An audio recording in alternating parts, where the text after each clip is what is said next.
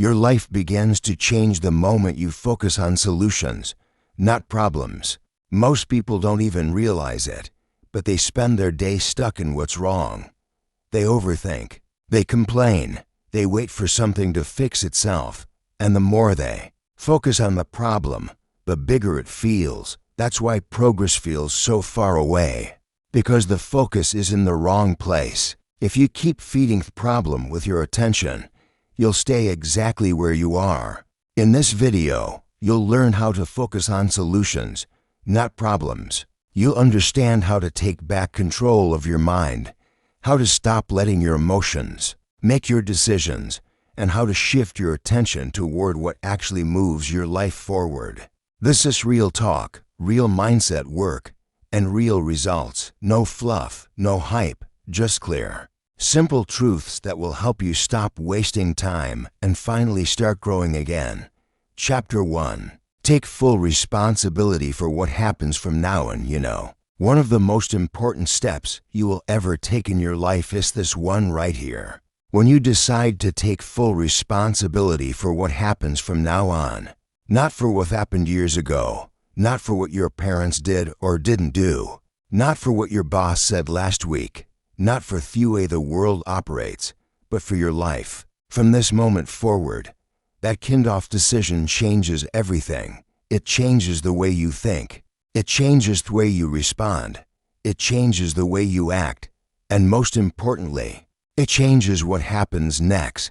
The moment you take full responsibility, you stop waiting for something outside of you to fix your life. You stop pointing fingers. You stop hoping that maybe someday your circumstances will magically get better. You stop giving your power away to other people or to the past. See, when people stay stuck in problems, it's because they're caught in a loop of blaming. Blaming is easy. Anyone can do it. You can blame your family, your past, your friends, your environment, your education, your job, the system, but none of that changes anything. Blaming doesn't build anything. It only drains your energy. It keeps your focus locked onto everything that's wrong instead of everything that could be right. And here's the truth. If you blame something, you hand over your control. You give away your ability to change. But when you take full responsibility, even when things weren't your fault, you take your power back. Responsibility doesn't mean it's all your fault. It means it's now your job to deal with it. And that shift is what creates forward movement. You can't grow if you're always explaining why you're not where you want to be. You can't improve if your energy is stuck in defending your pain. That's not how progress works. Growth begins when you say, "This is my life. It's not perfect, but I'm in charge now." Not your excuses, not your problems. When you take full responsibility, you start paying attention to what you can control. You begin to notice your habits, your patterns, your thinking. You ask better questions. You stop asking, "Why is this happening to me?" And you start asking, "What can I do about it now?" And that's how you shift from focusing on problems to focusing on solutions. Because problems will always be there. They're part of life.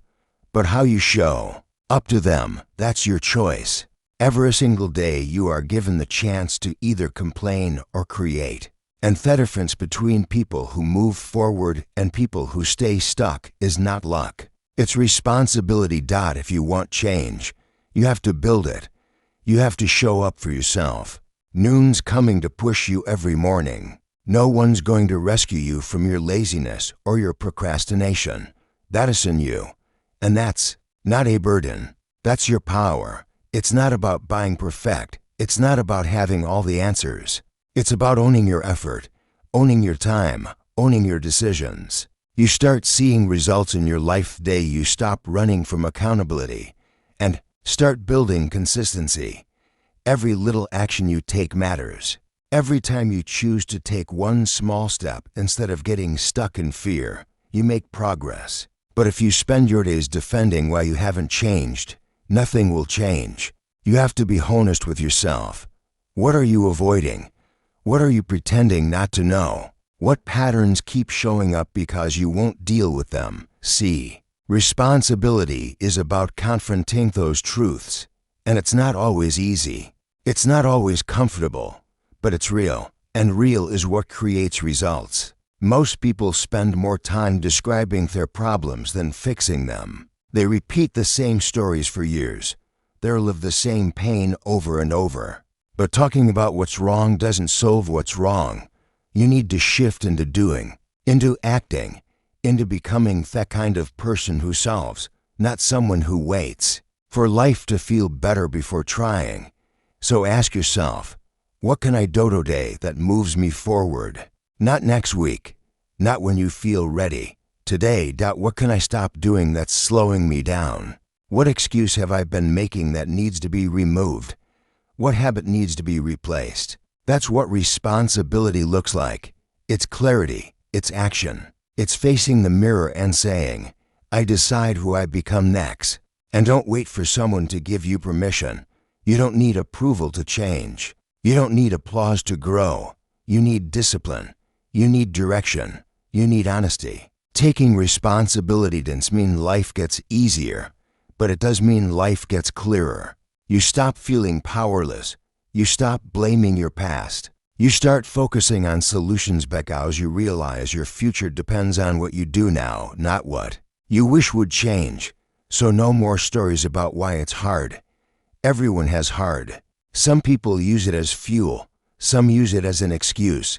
The only difference is choice. And the best part, you can choose again right now. You can choose to rise. You can choose to let go of what doesn't serve you.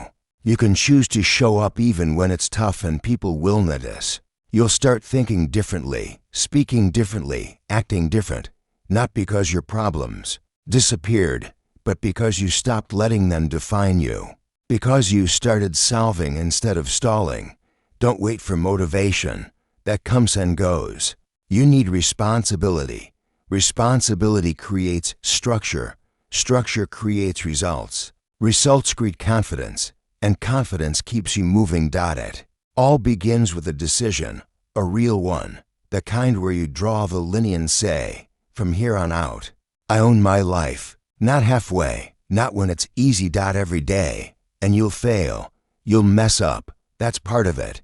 But if you keep showing up, keep learning, keep owning your effort, you'll keep growing. That's what matters. You don't have to change everything today. You just have to take responsibility for your next step, and then the next one.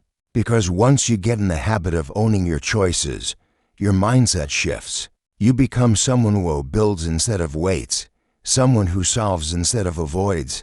That's where real strength comes from. Not from having no problems, but from building the habit of rising above them. That's what it means to focus on solutions. That's what it means to take responsibility for what happens from now on. Your time starts now, not tomorrow, not when it's convenient. Now, show up. Own your path. Be the reason your life moves forward. And never forget your future depends on the actions you take today. Chapter 2. Train your focus to go where progress can grow. Your life will always follow the direction of your focus. If your focus stays on what's missing, what's broken, or what hasn't worked, then your mind will build patterns around those things. You'll feel stuck not because there are no opportunities, but because your mind is constantly replaying the parts that are broken. That's not because you're weak. It's because your attention is being trained in the wrong direction. Every day, most people wake up and their attention immediately goes to what's wrong. They think about the stress, the noise, the problems, the things they don't like. Their focus is shaped by what makes them feel stuck. And without realizing it, that becomes their mental routine.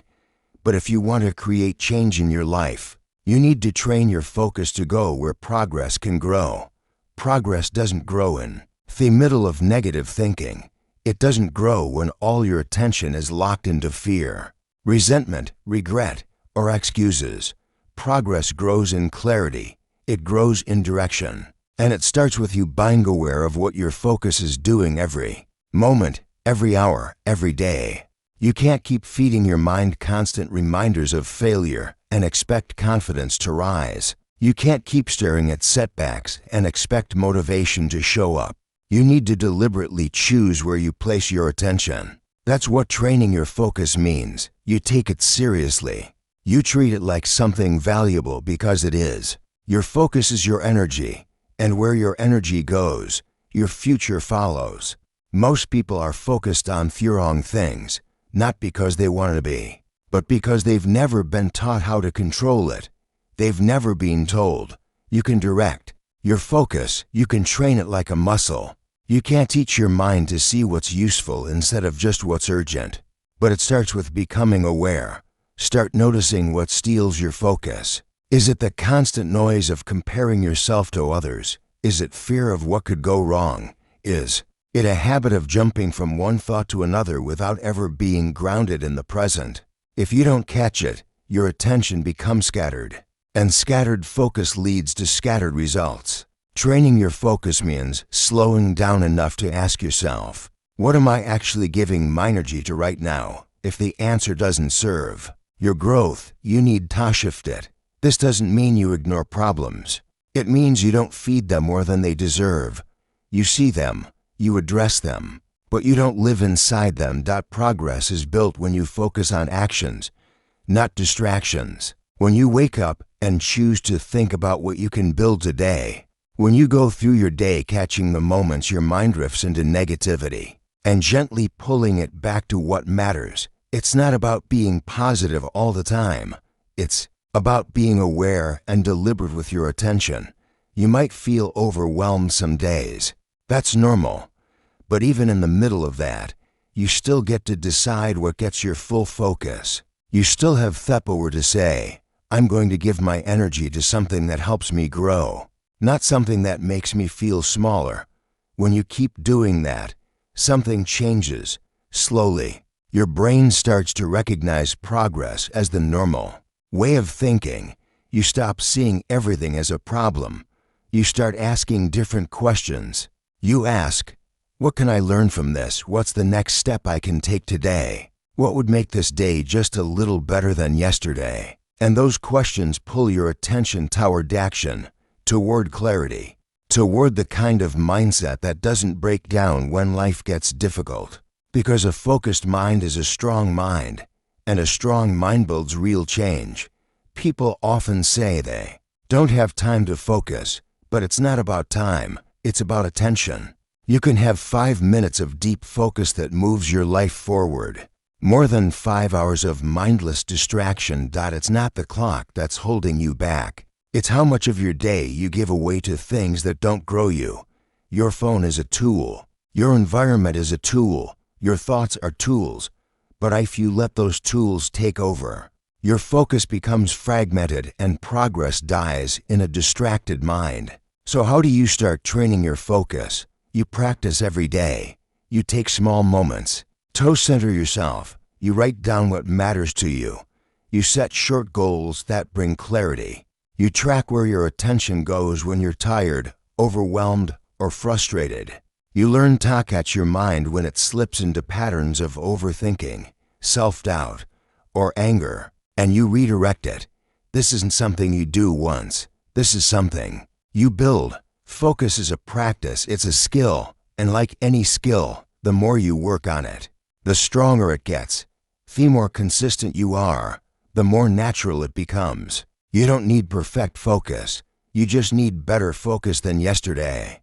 If your focus was scattered all week, but today you took 30 minutes to work with deep clarity, that's progress, that's growth, and that's how change begins. Small decisions, clear direction, real effort. Your attention is one of your greatest powers. But you have to use it like it matters. Stop giving it to everything that asks for it. Not every notification, not every opinion, not every memory deserves your focus. Use it to choose, and when you start choosing more wisely, you start seeing new results. You start noticing that you don't feel as stuck. You feel more in control. You have more energy for the things that matter. You spend less time explaining why you feel behind and more time building momentum. Progress is always possible, but it's only visible to those who are looking in the right direction. Don't expect to feel motivated if you're constantly watching things that drain you. Don't expect to feel disciplined if your focus is scattered across distractions. Your life needs structure. Your mind needs guidance. And that starts with training. Your focus, when you learn to do that, you stop waiting for the perfect moment. You stop searching for shortcuts. You start doing work with a clear mind. You start building a life that moves forward even when the circumstances don't feel perfect. A focused life is not a busy life. It's a meaningful one. It's filled with moments that matter because your mind is there. You're not lost in thepist. You're not drowning in the future. You're present. You're connected to the step in front of you. And that's where progress grows. So don't rush through this process. Don't look for fast results. Just stay with your focus. Practice noticing where it goes. Practice pulling it back to your priorities. Practice giving it fully to the things that make you stronger, calmer, clearer. If you do that day after day, you'll notice something powerful. You'll realize your problem haven't disappeared, but your focus has shifted. And because your focus shifted, you became someone who builds instead of breaks. Someone who moves forward instead of staying stuck. Someone who trains their attention to follow growth, not chaos. This is how you take back control of your mind. This is how you take back control of your results. Train your focus and progress will follow. Chapter 3. Act before fear makes the problem feel too big. One of the biggest mistakes people make in life is waiting. Waiting until they feel ready. Waiting until they're no longer afraid. Waiting until the situation seems easier. But the longer you wait, the harder everything starts to feel. Fear doesn't shrink on its own. It grows. It multiplies. The more time you spend thinking about the problem without doing anything, the more impossible it starts to look. That's how your mind works. When you hesitate, when you pause too long, your imagination takes over and turns challenges into monsters. What started as a small step becomes a mountain in your mind. Not because it's truly that difficult, but because you've allowed fear to stretch it out of proportion. That's why the most important action you can take is to move early. Act before fear has time totaled. Act before the problem becomes exaggerated in your thoughts. When something difficult shows up in your life, your first instinct might be to pull back, to think more, to analyze, but overthinking rarely gives you more courage. What builds courage is movement. Doing one thing that proves to your mind you're not helpless, that you are not stuck, that you still have the ability to move forward. No matter how unsure you feel, fear will always find a way to grow if you give it space. If you let fear sit in your head too long, it starts controlling your voice, your choices, and your decisions. It tells you to stay safe. It reminds you of the last time you failed. It places the worst-case scenarios in your mind. But fear is not a signal to stop. It's a sign to start, not recklessly, not blindly, but intentionally. Because the longer you stall, the more power fear gains. It's important to understand something very real about the way your brain works. Your brain is built to protect you. It scans for threats. It's always looking for danger, but it doesn't know the difference between real danger and discomfort. So when you feel nervous about making a move, your brain says, "Let's wait." And if you follow that voice, you create a habit of hesitation. That habit becomes automatic. And one day you wake up and realize you've been standing still for months or years, not because you're incapable, but because fear trained you to pause instead of push. You don't overcome fear by thinking about it. You overcome it by doing something that moves your life forward. That might be a small step. That might be a conversation. That might be applying for something, showing up somewhere, speaking up, committing to a plan. But the key is movement, because once you move, your brain starts getting a new message. It starts learning that the discomfort is not deadly, that stepping forward didn't destroy you, that doing the hard thing gave you proof you can keep going. It's not about getting rid of fear completely. It's about refusing to let it lead. Fear might still be in the room, but you're the one walking, you're the one acting, and with every action, fear gets quieter, because fear loses its grip when you stop feeding it your attention. Action gives you something fear can't touch: momentum. When you act, you gain ground. You gain experience. You gather real feedback instead of assumption. Most of what you fear will never happen, but you won't know that if you stay stuck in your head. The longer you wait, the more stories your mind creates, and most of those stories are based on worst-case thinking, not reality. When you act early, you take away for a chance to build. You stay in control.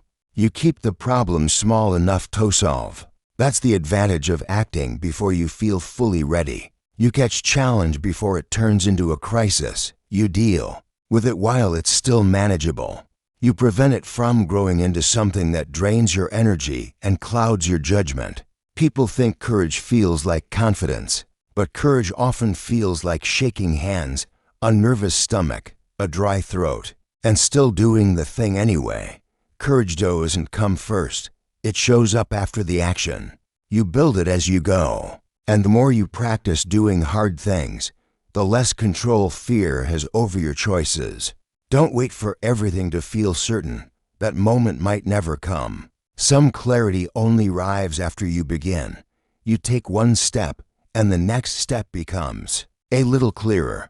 You move and your mind starts adapting. But if you wait for clarity before you move, you miss opportunities. You stay behind. You let fear guide your pace, and fear has no interest in your growth. It only wants your safety. And safety, while comfortable, never builds a meaningful life. Growth comes from doing. You grow when you stretch yourself, when you make a move, not because it's easy, but because it's necessary. Even small steps matter. They build mental strength. They show you what you're capable. They create progress, and progress gives you energy. When you see movement, you feel motivated.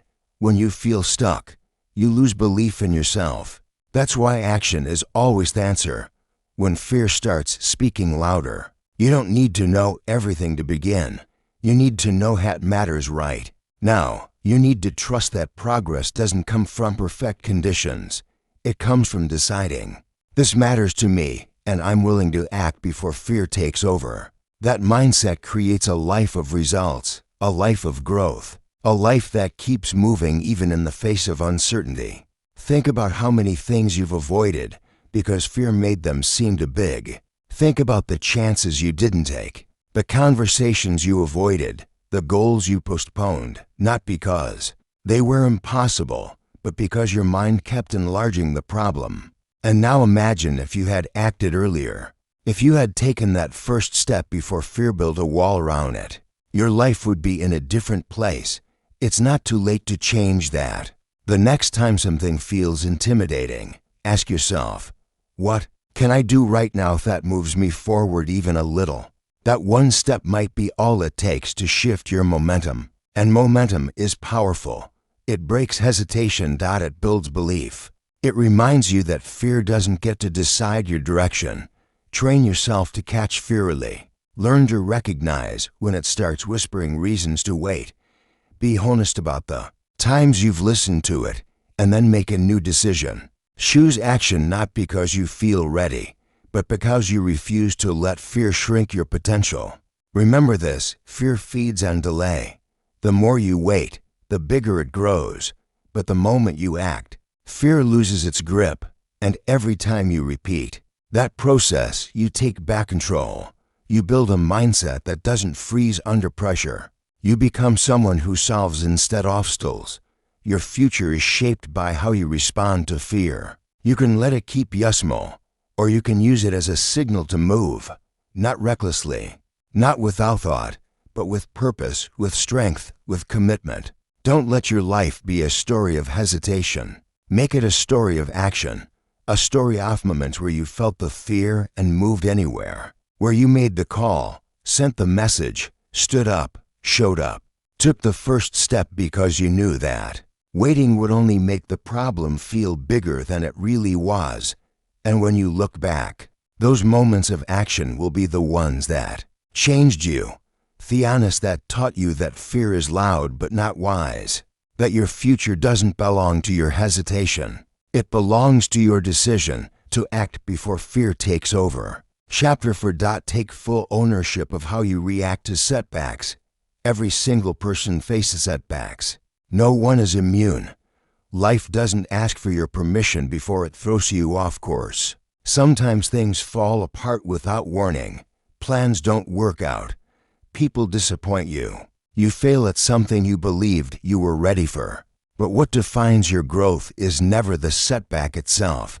It's how you react to it. You don't control everything that happens to you, but you do control what you do next. That's where all your power lies. That's where real progress begins. When you take full ownership of how you respond. The truth is your first reaction to a setback reveals the quality of your mindset. If you always respond with frustration, blame, or self-pity, you're building habits that keep you in that same place. But if you train yourself to pause, stay aware, and choose a response that moves you forward, you start building a different kind of life, one that gets stronger under pressure instead of weaker. Most people don't realize that reacting is a habit. If your usual reaction is to complain, your mind will go there by default. If your first move is to blame someone or something else, your focus stays locked on what went wrong instead of what could go right. But when you take ownership of your reactions, you stop running in circles. You give yourself the chance to learn, to grow, and to make smarter decisions going forward. You can't avoid every obstacle, but you can decide how much power it gets over. Your thinking, that's what ownership is. It's not pretending everything's fine. It's not forcing yourself to be positive. It's standing up and saying, "This happened, and I will decide how I respond to it." That kind of thinking puts you back in control. It makes the setback smaller and your mindset stronger. Your reaction shapes your future more than the event itself. The same setback can destroy one person and develop another. The difference lies in how each person chooses to handle it. Some people get bitter. Some people get bitter. One is a decision to stay stuck. The other is a decision to grow. When something doesn't go the way you expected, take a moment. Don't rush to speak. Don't rush to post about it. Don't rush to escape it. Sit with it. Ask yourself real questions. What just happened? What am I feeling right now? What does this reaction say about how we've been handling pressure? Then go deeper. What would a stronger version often do right now? What action would help? Not just feel good, but actually help. You grow when you stop reacting and start responding. A reaction is automatic. A response is intentional. A reaction is emotional. A response is grounded. When you build the ability to respond with clarity, you gain power that most people never even try to develop. Sometimes setbacks feel personal. They sting. They hurt your pride. But the pain is part of the message. If you pay attention, setbacks will show you where you need to improve. They'll hide weaknesses in your thinking, your habits, your expectations. And when you take ownership of your role, even a small part of it, you open the door to real improvement. Avoiding responsibility for your reactions might feel easier in the moment, but it guarantees long-term pain. You end up repeating the same mistakes. You go through the same emotional patterns. You blame the same types of people. Nothing changes because you're not changing. Ownership is the opposite of avoidance. It's maturity. It's the decision to lead yourself even when things feel unfair or unexpected. You don't need to have all the answers. You don't need to pretend you're unaffected. But you do need to care about how you show up when life tests you, because those moments, those emotional turning points shape your direction more than you realize. When you respond with clarity, with maturity, with purpose, you build something no one can take from you. Self-respect. Taking full ownership of how you react doesn't mean you suppress your emotions. It means you manage them. It means you don't let them decide your next move. You feel them, you process them, and then you choose what to do. You don't lash out, you don't quit. You don't sit in anger or shame. You breathe. You reflect. You move forward with strength. You also need to stop waiting for perfect circumstances to practice this. You won't learn how to respond better if you only work on yourself when life is calm. You learn in the heat. You grow in the challenge. You develop mental strength when you apply it in real time, not when everything feels easy, but when things feel hard. And don't confuse responsibility with guilt. Ownership isn't about blaming yourself for everything. It's about recognizing your power to choose your attitude, your focus, and your next action. That power is yours. Even when things feel completely out of control, even when you feel tired, misunderstood, or unafforded, you still get to choose how you handle it. You also can't control how others respond to you, but you can always control how you respond to them. Some people will test your patience. Some will doubt you, reject you, disrespect you. But when you take ownership of your response, you protect your peace. You don't hand over your emotional stability to someone else's behavior. You decide how you want to feel. You decide what standard you want to live by. That's what makes you stronger than the moment.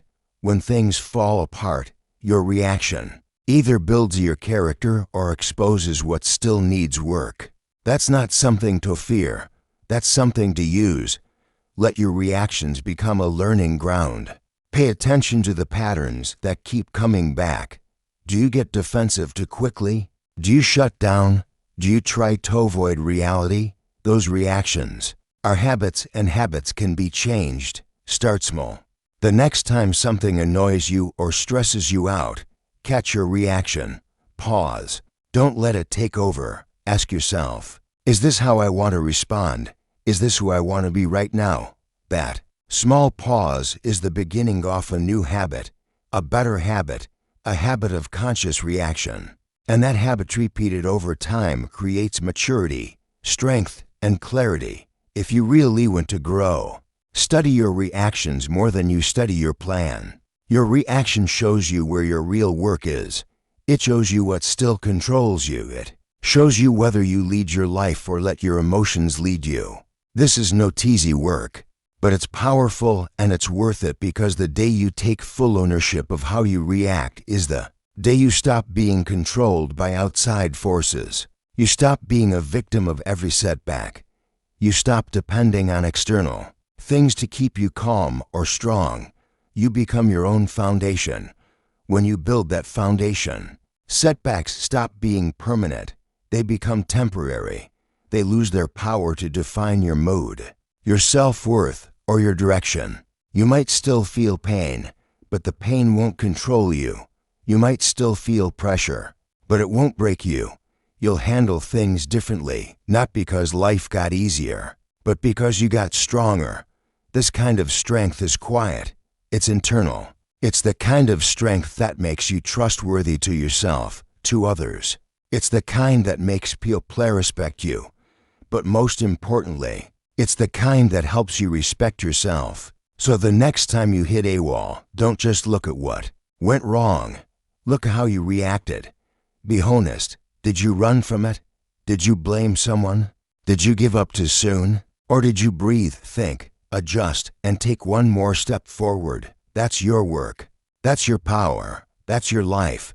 Take full ownership of how you react to setbacks, and you'll build a life that can handle anything. Not because everything goes right, but because you show up right. That's what real success looks like. Letting yourself well when things go wrong. That's what turns pain into power, failure into fuel, and struggle into strength. It starts with you. It starts now. Chapter 5. Catch the moment your thinking starts going in circles. One of the quietest ways people stay stuck is by thinking in circles. It starts out small. A single thought, a worry, a doubt, a what if, and then instead of finding a solution or taking a step forward, the mind keeps looping. It replays the same thought, the same scenario, the same question over and over. You go through your day, but that one worry keeps coming back. You try to focus, but your mind keeps spinning. You're not solving anything. You're just exhausting yourself with the same thoughts dressed in different words, and you don't even notice it happening. That's the danger of circular thinking. It feels like thinking, but it's really just spinning. It gives the illusion of effort, but it's not progress. It drains energy, builds stress, and blocks clear decisions. If you want to grow, if you want to solve your problems and move forward, you have to learn to catch the moment your thinking starts going in circles. That moment matters because the longer the loop continues, the harder it becomes to break it. Your thoughts begin to reinforce each other. They feed off your fear. They start building emotional momentum. And soon you're not just thinking. You're stuck in a pattern that controls how you feel, how you behave, and how you respond to life. The key is awareness, not judgment, not panic. Just awareness. You need to start paying attention to the way your mind moves. Begin noticing the signs. When you're thinking about the same problem again and again without a new idea or a step forward, that's a sign. When you start getting anxious just from thinking, not from anything real in front of you, that's a sign. When your thoughts start circling instead of leading anywhere, it's time to pause. That pause is powerful. It gives you a chance to step out of the loop and step into clarity. Most people are never taught how to work with their thought. They're taught to achieve, to act, to perform, but not to recognize what's going on in their own head. So when circular thinking takes over, they assume they're just being thorough or careful or thoughtful, but thinking should lead to answers, to action, or to peace. If it leads only to tension and exhaustion, you're not solving, you're spinning. So what do you do when you notice your thoughts going in circles? First, stop. Not stop thinking altogether, but stop following the loop. Interrupt it. Say to yourself, I've thought this already. What's new here? If there's nothing new, nothing helpful, nothing that moves you forward, then it's time to shift your focus. One of the strongest habits you can build is the ability to direct your thoughts with intention.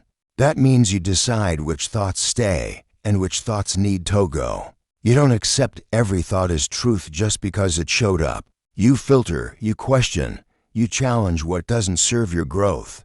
That's how you regain control over your thinking. You also need to understand why your mind loops in the first place. It's trying to protect you. Your brain thinks that if it keeps going over the problem, maybe it will find a perfect answer or prevent pain or prepare you for the worst. But what it's really doing is holding you in a state of emotional paralysis. Nothing changes. You just get more stress. So remind yourself, thinking without action doesn't reduce fear. It increases it. Now this doesn't mean thinking is bad. Thinking is powerful. Reflection is valuable. But there's a difference between productive reflection and repetitive rumination. Reflection looks for lessons, makes plans, and creates change. Rumination just repeats the same discomfort again and again. That's the difference between clarity and confusion. One leads to movement, the other leads to mental F. When you train yourself to catch circular thinking, you create space for something greater. You open the door to new thoughts, new solutions, and a calmer state of mind. You stop feeding the cycle and start building a different pattern, one where your thoughts serve you, not control you. You can start by writing things down. When a thought keeps repeating, put it on paper. Ask yourself, what's the real issue here? What am I afraid of? What's one action I could take today to reduce this fear? Writing breaks the cycle. It gets the thought out of your head and into a place where you can look at it with more clarity. You can also shift your attention physically, move your body, change your environment, go outside, exercise, breathe deeply. When the body changes, the mind follows. Sometimes you don't need more thinking. You need a pattern interrupt, something to shake your system out of the loop. Don't wait for peace to arrive on its own. Create it by becoming intentional with your focus. Redirect your energy toward the things that build you. Don't allow your mental space to be occupied by the same few thoughts on repeat. That kind of thinking doesn't just waste time, it wastes potential. Catch the loop early. The earlier you catch it, the easier it is to redirect. But even if you've been stuck in a loop for hours or days, you can still break it. You just have to notice it. Awareness is always the first step to change. Another helpful practice is asking better questions. Instead of asking, "Why do I always feel this way?" ask, "What can I do about it right now?"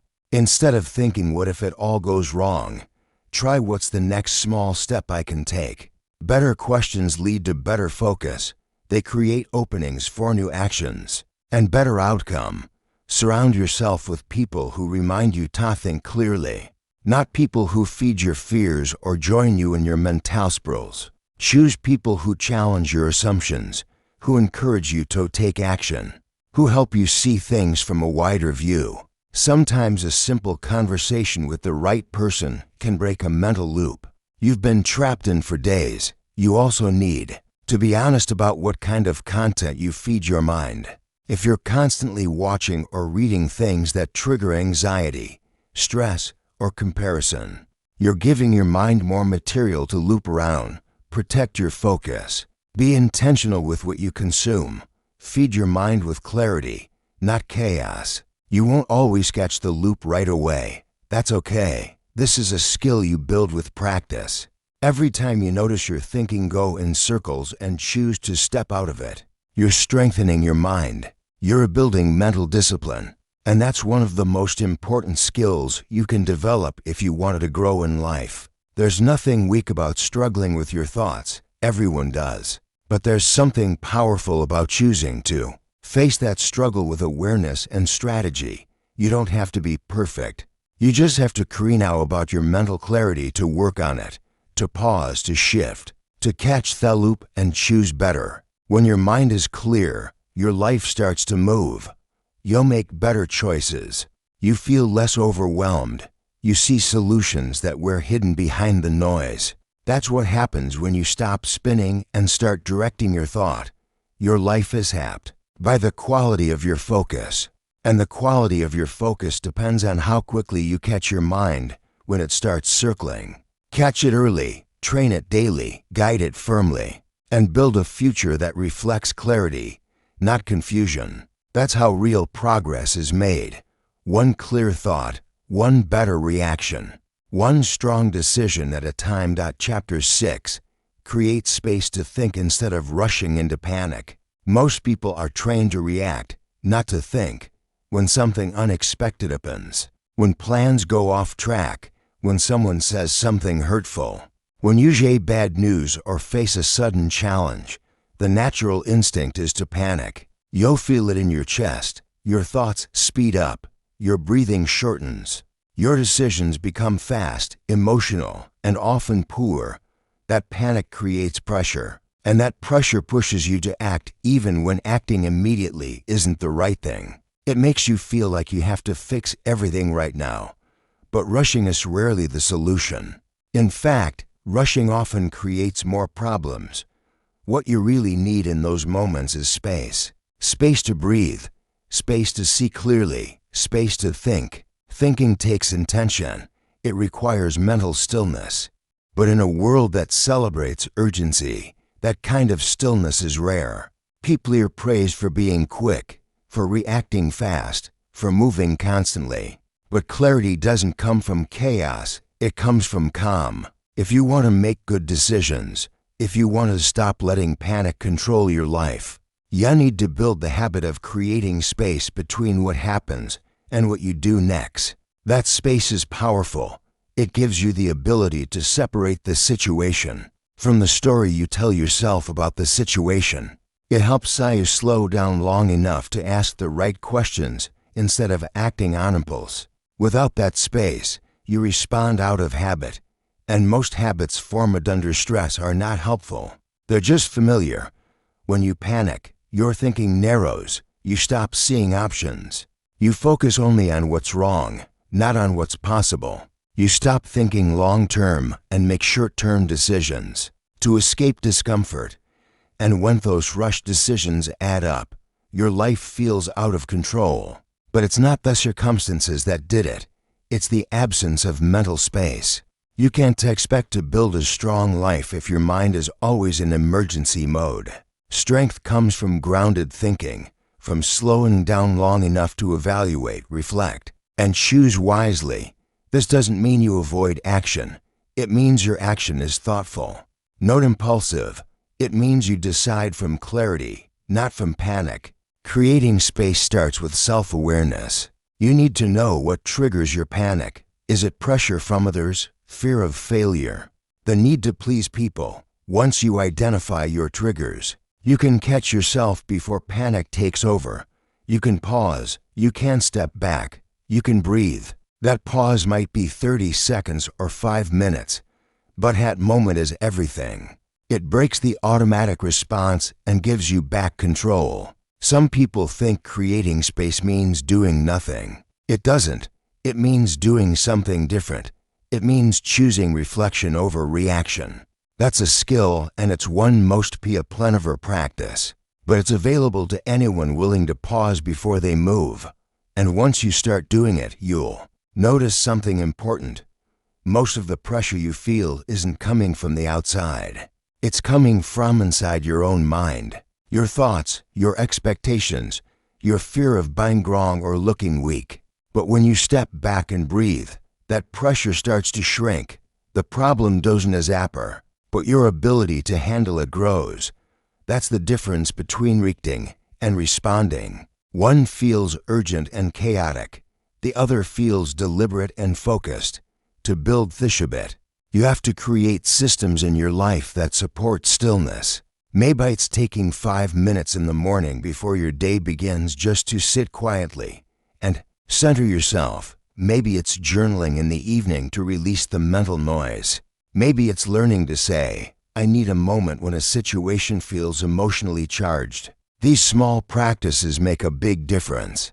They train your mind to seek space instead of spiraling into panic. You can also train your body to support this process. When your body is tense, your thoughts follow. When your breathing is shallow, your mind feels pressure. But when you relax your body, when you breathe deeply, when you slow your movements, your brain gets the message. It's safe to think. And that's when better ideas come.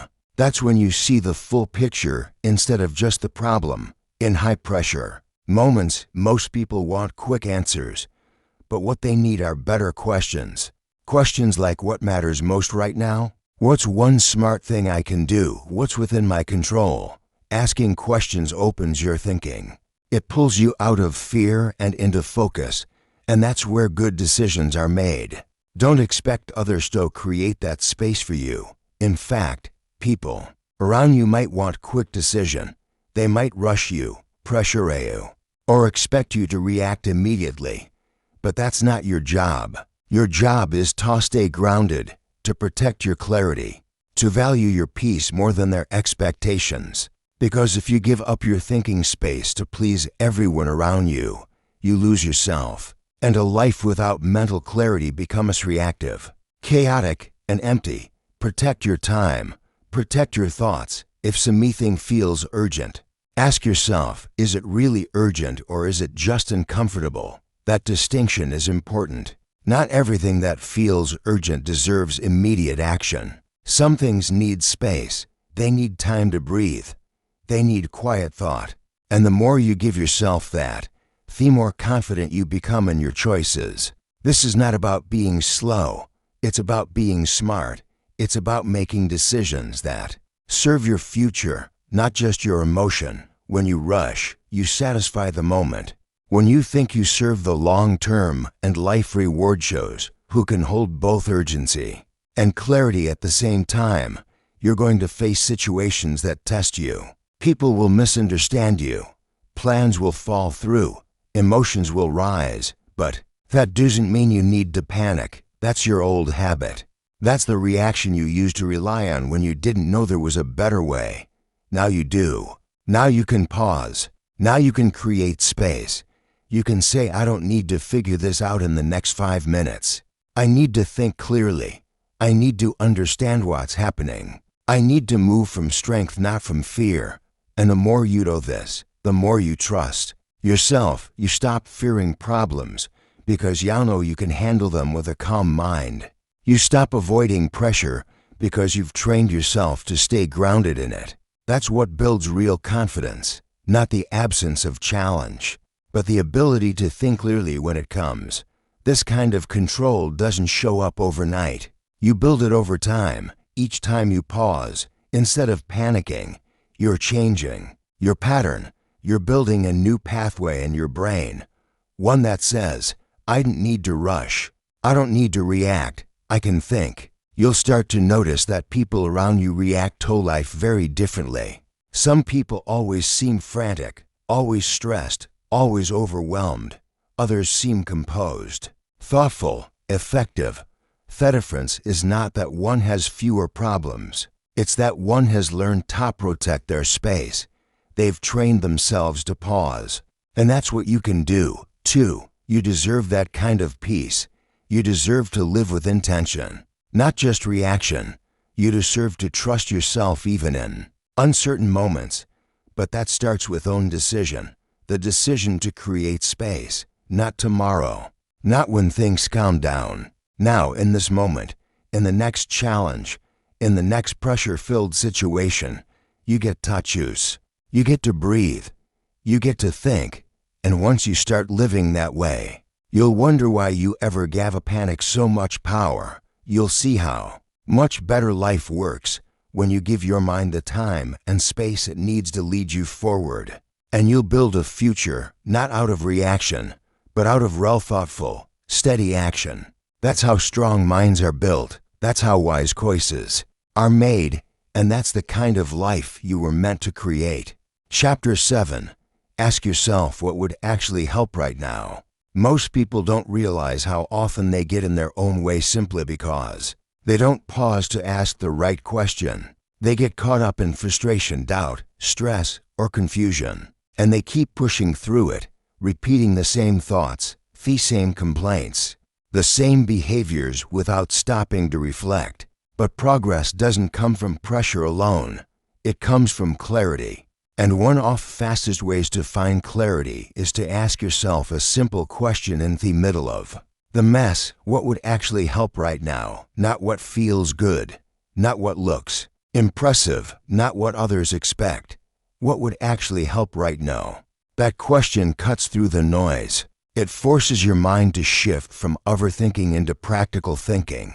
It moves your attention away from blame, regret, and wishful thinking, and back to real action. It's not a complicated question, but it's one that very few people ask themselves in the moments when they need it the most. When your day is falling apart and nothing seems to be working, what would actually help right now when you feel tired, angry, or discouraged? What would actually help right now when you're overwhelmed with options and can't make a decision? What would actually help right now? Not next week, not next month, not when you have more time or energy right now. This question works because it forces you to step into the present. Most stress lives in the past or the future. You replace something that already happened or you worry about something that might happen. But rarely do people sit with the current moment long enough to understand what they really need. That's why asking this question brings you back to the center. It grounds you. It stops thespro. It gets you thinking clearly again. You can't move forward if you don't know what you're aiming for. And in moments of pressure, the mind wants to escape, not act. You look for distractions, reasons, or escape routes. But what helps is often simple. Take a break. Get honest with yourself. Set a small goal. Ask for help. Drink water. Go for a walk. Write it down. Silence your phone.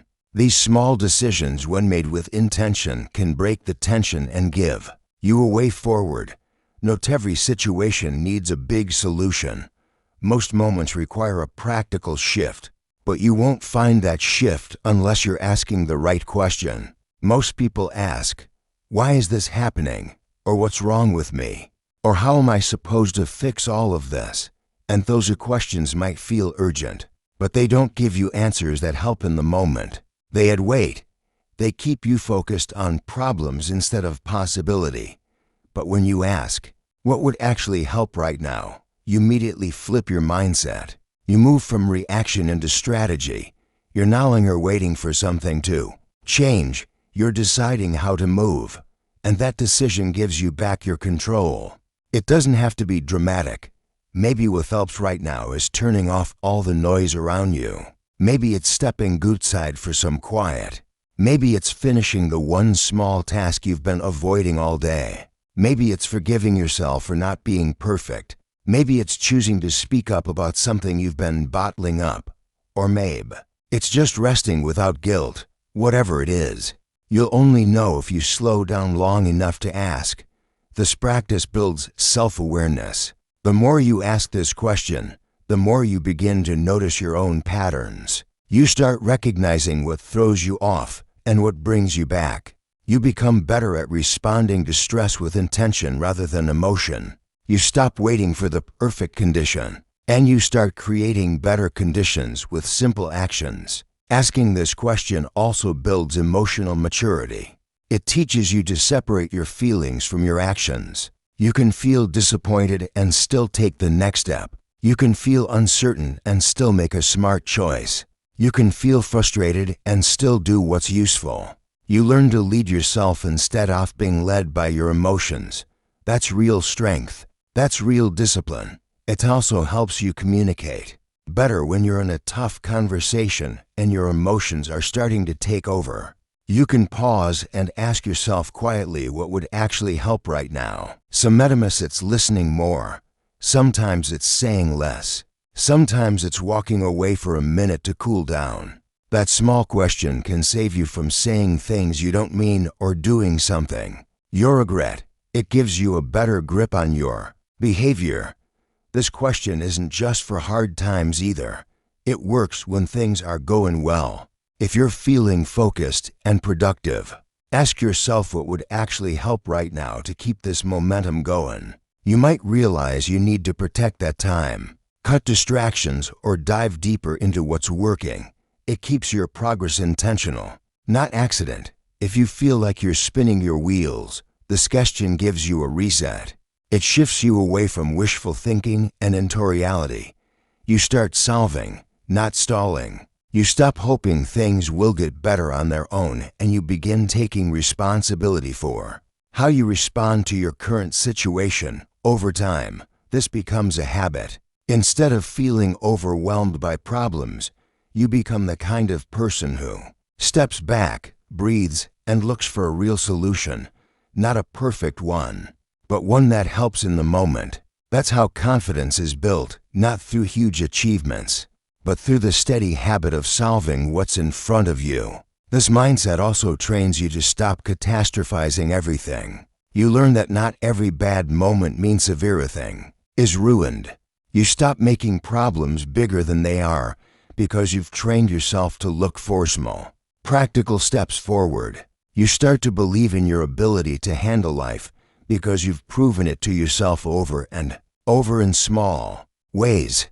The more you practice this, the faster your recovery time becomes. You'll still face stress. You'll still have bad days, but you won't stay there as long. You'll catch yourself. You'll regroup. You'll shift your attention from the noise to the action. And that's where your progress lives, not in perfect planning, but in present awareness. Start using this question in your daily life. When you are tired, ask it when you're stuck. Ask it when you're emotional. Ask it when you're distracted. Ask it, write it down. Put it where you'll see it. Make it part of how you think. And the more you use it, the more power you take back from your emotions, your environment, and your old patterns. You'll begin to notice you waste less time. You'll catch yourself before you spiral. You'll make fewer excuses and more progress. And you'll become someone who doesn't wait for circumstances to change, because you've trained yourself to change your response instead. That's what self-leadership looks like. It's not loud or dramatic. It's a quiet question, a simple pause, a better decision, one amount at a time. That's how you stay grounded. That's how you keep moving forward. And that's how you turn your attention into action that actually makes a difference, not someday. Right now. Chapter 8. Replace complaining with one simple action every day. Every day people waste time, energy, and potential by complaining. It becomes a habit so quickly you don't even realize you're doing it. You wake up tired, so you say it out loud. You see something you don't like and you point it out. Someone makes a mistake and you talk about it to someone else. You hear bad news and you add your voice to the noise. Little by little, this habit builds a mindset, and that mindset creates a life that's reactive, negative, stuck. Because the more you complain, the less energy you have left to change anything. Complaining doesn't fix the situation. It doesn't make you stronger. It doesn't give you a better outcome. It simply keeps you focused on what's wrong. And when your attention stays locked on what's wrong, you stop seeing what's possible. You stop looking for what can be done. You spend your day in frustration instead of progress. It's easy to complain. That's why so many people do it. It doesn't take discipline. It doesn't take courage. It takes nothing from you except your peace and your power. But if you want your life to get better, you have to do better with your words, your attention, and your effort. And the best place to start is simple. Replace complaining with one useful action every day. One small action. Not a perfect solution. Not a huge leap. Just one thing that moves your life in the direction you want. Because what you do daily shapes who you become. If your daily habit is to find something to complain about, you become someone who sees the world through frustration. If your daily habit is to take one step forward, no matter how small, you become someone who builds progress instead of talking about problems. Most people complain because it feels like release. You're upset. Something didn't go right and you want to let it out. You want someone to hear it. You want to feel validated. That's understandable. But you have to ask yourself, what does this do for me? After I complain, what's actually better? Did the problem go away? Did my mindset improve? Did I grow? Or did I just waste more time sitting in what I already knew? Now imagine if every time you caught yourself complaining, you stop it and ask yourself, what's one thing I can do right? Now that helps. Maybe it's sending an email you've been avoiding. Maybe it's organizing something in your space. Maybe it's checking off one item on your list. Maybe it's apologizing. Maybe it's drinking water and resetting your energy. It doesn't have to be big. It just has to be different from complaining. That shift builds a powerful habit. You teach your brain that discomfort doesn't need to be expressed through negativity. It can be transformed through action. And that action creates motion. It creates momentum.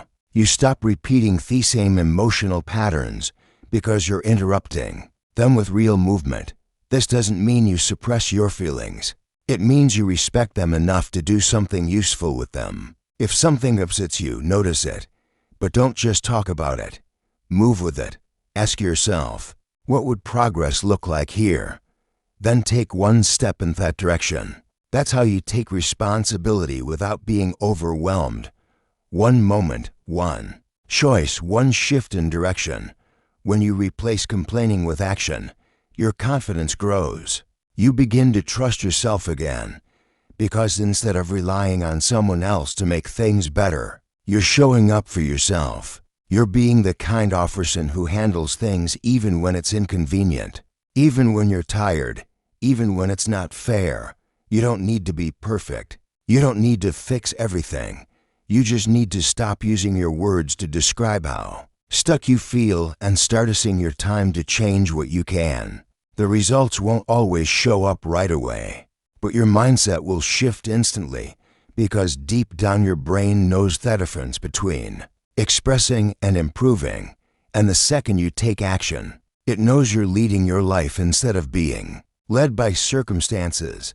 The habit of complaining creates mental fatigue. It wears you out before the day even begins. It makes you feel powerless because all you're doing is reacting. But when you build a habit of small daily action, you build emotional resilience. You learn that even on the worst days, you still have choices. You still have the ability to respond instead of repeat. Start small. Pick one moment in your day when You notice yourself complaining. That could be in traffic, at work, at home. Catch it. And right there, do something instead. If you're stuck in traffic and getting annoyed, use that time to learn something. Listen to an audiobook or reflect on your goals. If you're about to complain about a coworker, stop and ask yourself what needs to be said directly or what part of the situation you can influence. If you're complaining about how tired you are, ask yourself if you've had water, food, or sleep, and fix one of those things before repeating how drained you feel. These are not huggish changes, but they are powerful because they're consistent, and consistency is what rewires your mind. It teaches you to stop seeing frustration as a destination and to start seeing it as a signal that something needs to change, a signal that you're ready to move, a signal that you have the power to do something else. Over time, people will notice the difference in you. You'll speak with more calm. You'll handle challenges with more patience. You won't be pulled into every complaint or negative conversation around you. And it won't be because your life suddenly became easier. It will be because you decided to lead yourself through the day instead of dragging your mind through the same complaints. You'll also find that you start respecting yourself more because deep down you know when you're being productive and when you're just avoiding responsibility. And nothing brings long-term peace like knowing you're doing your part to improve even in small ways. Don't wait for motivation. Don't wait for everything to feel perfect. That's just another excuse not to act. Start today. Start with one complaint. Replace it with one action. Then repeat. Build the muscle. Teach your brain that every challenge comes with a chance to improve, not a reason to spiral. It's not complicated, but it is a decision. You choose which habit you feed, complaining or creating. You choose whether you describe the problem or work toward the solution. One will drain you, the other will build you, and you don't have to do both. You get to decide how you show up to your life. So the next time you feel the urge to complain, pause just long enough to ask yourself, is this helping me move forward? And if it's not, trade it. Not for perfection, not for some grand change, just for one small action. That's how you grow. That's how you move. And that's how you start turning your energy into progress instead of problems every single day. One choice at a time. Chapter 9. Calm your emotions so your choices stay clear. When emotions run high, decisions become cloudy. That's something you've probably experienced more than once. Whether it was saying something you didn't mean, doing something you later regretted, or avoiding something you knew you needed to face. The common thread in all of those moments was simple. You weren't calm. Your mind wasn't clear. Your emotions took the wheel, and they drove you straight into a choice you would never have made. If you had been grounded, that's the reality for most people. They let emotions lead instead of learning how to lead their emotions. Emotions aren't the problem. They're part of being human. They carry messages. They let you know when something matters. But when you don't manage your emotional state, you lose the ability to respond wisely. You react with thinking. You say yes when you should say no. You say nothing when you should speak up. You give in to pressure instead of staying aligned with what's right for you. The cost of unmanaged emotions is high. It shows up in broken relationships, lost time, missed opportunities, and ongoing frustration. The solution isn't to ignore emotions or pretend they don't exist. That doesn't work. Suppressing what you feel only builds pressure under the surface, and eventually that pressure finds a way out. What you need to do is learn how to calm yourself in the moment, how to slow things down just enough to see clearly, to think clearly, and to choose clearly. Calm is not a luxury, it's a skill, and just like any skill, it can be learned, practiced, and strengthened over time. When you train yourself to stay calm, you protect your judgment. You give yourself the chance to see things as they are, not as they feel in a single intense moment.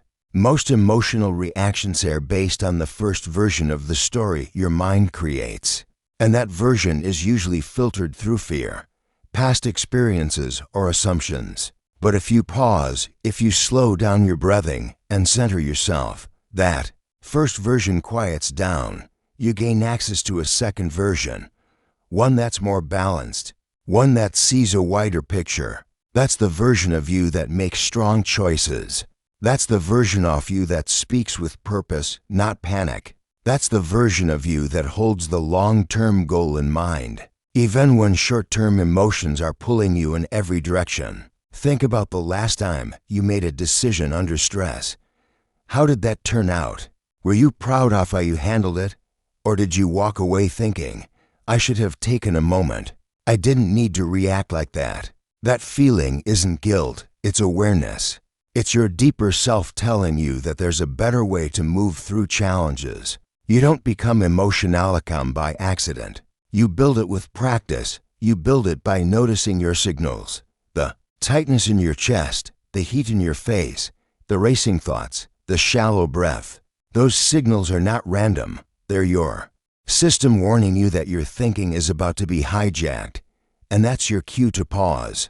When something triggers you, an argument, a rejection, a delay, your body reacts before your logic does. That's why it's critical to learn how to calm your system. You do it by breathing deeper, by pausing before speaking, by stepping away when needed, by grounding yourself in the present moment. Those few seconds of calm can change everything about what you say and do next. In those seconds, ask yourself a simple question. What do I really want from this situation? Not what you feel like doing, not what emotion is screaming for you to do, but what actually helps the bigger picture. That question pulls you out of your emotional tunnel and gives your mind something solid to hold on to. Strong people don't let emotions decide their next move. They use emotions as data, not command. They feel what they feel, but they wait before they act. And in that waiting, they choose with clarity.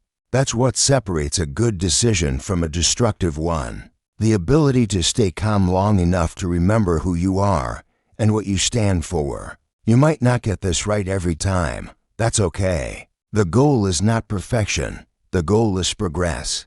Catching yourself one time out of 5 is better than never catching yourself at all. And the more often you do it, the easier it becomes. Eventually, your natural response to stress or conflict won't be to explode or shut down. It will be to breathe, to reflect, and to act with intention. There are people who've lost years of progress because of one emotionally driven choice. They walked away from something valuable. They said something that couldn't be unsaid. They made a decision out of fear or anger that created consequences they couldn't undo, and every single one of them would tell you the same thing. They wish they had taken just a little more time, just a little more space to calm themselves before reacting. You don't have to become someone who avoids emotion. You just need to become someone who handles it wisely, who respects it but doesn't bow to it, who allows it to be felt but not followed blindly. That takes strength. It takes awareness. It takes discipline, but it's worth it. Imagine how much stronger your relationships would be if you learned to pause before reacting. Imagine how much more consistent your progress would be if you didn't let frustration steer your decision. Imagine how much clearer your thinking would be if you trained yourself to stay steady when things around you feel uncertain. That's the power of calm. It's not loud. It's not flashy, but it's strong. It's the kind of strength that holds your future together when things start to shake. It's the kind of strength that keeps your reputation intact, your focus sharp, and your integrity unshaken. Start practicing in small moments. When something annoys you, don't rush to complain. Breathe instead. When something misgenders you, don't jump to defend yourself. Listen first. When something unexpected happens, don't rush to fix it out of panic. Take a moment to assess the small decisions. Build the habit, and that habit builds emotional leadership, the ability to guide your inner world no matter what's happening in the outer one.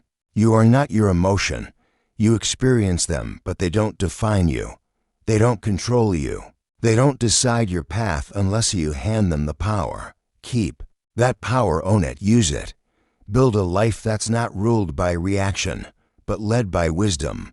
You can't stop emotions from coming, but you can stop them from making decisions you'll regret. That's your job, that's your responsibility, and that's your freedom. The more you practice calm, the more peace you create. And from that peace, better decisions follow, clear thinking follow, a stronger, more stable future follows. So the next time your emotions start rising, remember you don't need to match their speed. You don't need to move with them. You need to pause, breathe, and choose. That's where your power lives. That's how you protect your clarity. That's how you create a life that's not just reactive, but wise, stable, and deeply aligned with who you truly want to be. Chapter 10. Keep going even when your results feel too slow. Progress doesn't always look exciting. It doesn't always come with applause, clear milestones, or big wins. Most of the time, it's slow, quiet, ordinary. And that's what makes it so difficult to stay committed. When you're working hard and not seeing results as fast as you hoped, it's easy to start questioning everything. You start wondering if you're wasting your time, if you're doing something wrong, or if maybe it's just not meant for you. That kind of thinking creeps in when effort isn't followed by quick reward. But here's what you need to understand. Slow results are still results. The pace may not be what you expected, but if you stop now, you erase every step you've taken so far. Real growth isn't fast, it's consistent. It's built through repetition, small choices, daily effort. The kind of progress that lasts doesn't happen overnight. It happens quietly behind the scenes when no one is watching and nothing seems to be changing, but something is changing. You just can't see it yet. That's the part that requires belief. Not blind hope, but strong belief grounded in discipline. Most people don't fail because they don't have talent or potential. They fail because they stop too soon. They walk away in the middle of the process because they expected results to match their effort. Right away, when it doesn't happen like that, they assume it's not working. But what they don't realize is that slow progress is part of how the process works. Your mind, your habits, your outcomes, they all need time to shift. It's not about instant gratification. It's about long-term transformation. Think about how long you spent building your current habits. Years, maybe decades. You can't expect to reverse them in a week. You're not just changing what you do. You're changing how you think, how you respond, how you carry yourself in the face of challenge. That takes time. And if you walk away every time, it feels slow. You never give yourself the chance to reach the result you were aiming for in the first place. You have to learn to move without needing constant evidence that it's working. That's the kind of maturity most people never develop. They're driven by how they feel instead of what they've committed to. When they feel excited, they act. When that feeling fades, they stop. But discipline says, I'll keep going anyway, even when it's boring, even when it's hard, even when I don't feel motivated, because the goal still matters, because I'm not doing this for applause, I'm doing it for growth. That's the mindset that creates something meaningful. You don't have to go fast. You just have to go steady. Keep doing the right things. Keep showing up. Keep making the choice that move you forward, even if the progress is hard to see right now. Because everything you're doing is building something. Every choice, every action, every small decision, it's stacking up. You're either stacking effort that supports your future or you're stacking reasons to stay the same. The speed doesn't matter as much as the direction. When you feel discouraged, when the days feel long and the results feel invisible, remind yourself that this is the part most people give up in. And that's exactly where you should. Because if you stay consistent through the slow seasons, you become the kind of person who can handle success when it comes. You develop the patience, the strength, and the mindset record to keep going once you actually get the result you've been working for. People often say it's not working when what they really mean is it's not working fast enough. But if you've been putting in the work, if you've been honest with your effort, and if you've been doing the right things, even inconsistently, then you're moving forward. You just have to keep going long enough for the process to catch up. You can't rush real change. You can't speed up growth just because you want it to happen faster. It takes what it takes, and it's your job to keep showing up during the wait. That wait is where you build character. That wait is where you learn the difference between interest and commitment. Anyone can be interested when it's new and exciting, but staying committed when the excitement wears off, that's where transformation happens. This is where most people look for shortcuts. They want the quick fix, the overnight success.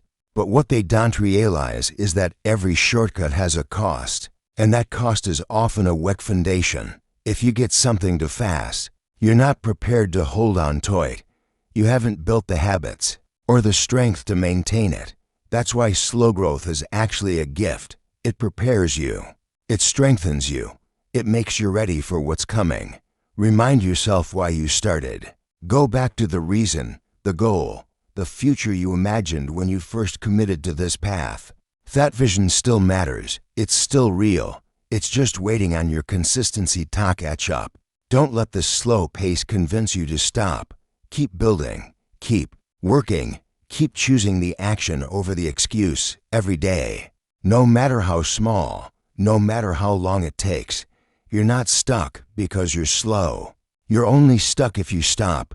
Slowness is not failure.